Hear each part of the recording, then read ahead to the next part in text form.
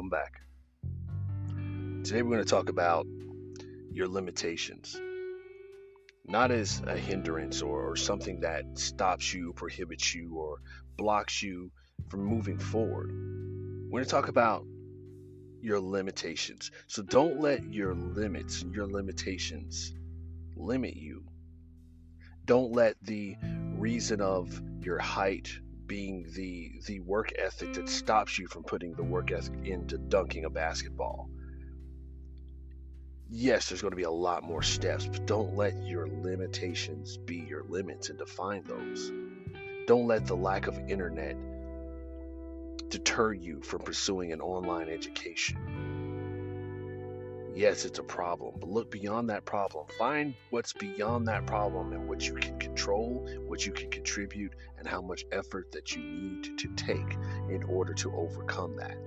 Focus on that energy and bring that drive towards the solution. At the end of all of that remains your success. Don't let your limitations define your limits. You have far more importance, dominance, and willpower to be able to succeed in whatever that you want to do. If you want to be the best power lifter on the planet or out there in your area, but you don't have access to a gym, there's ways around that. People do it all the time. There's people in remote areas that lift stones and lift tree trunks and boulders. Do these things. Don't let your limitations define your limits.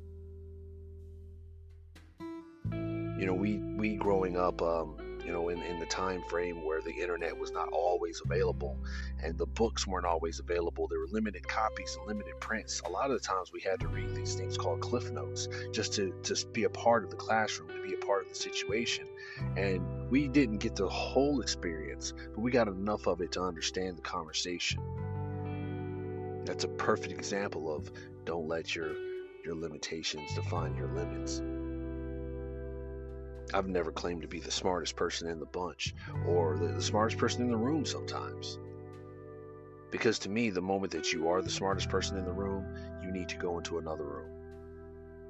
There's always room for improvement. There's always room for learning. And I'll go back and forth to those rooms because those people are always learning something that I don't.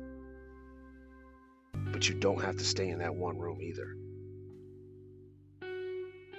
My daughter is learning a valuable lesson of she's switching jobs to where her last job was underpaying her, overworking her, putting her through rough situations, dealing with, childhood aggressions and so on and so forth. And she finally left that job and went to another job where they're paying her, almost twice the amount of what she was getting. And she deals with more adults, more focused, more goal-driven, and she's very happy to go to work. But it took her a year to get to that lesson, to understand that, hey, the things that I'm around right now are limiting me, but it doesn't mean that I have to accept those limits. With that said, this is a little bit longer. 24 hours better.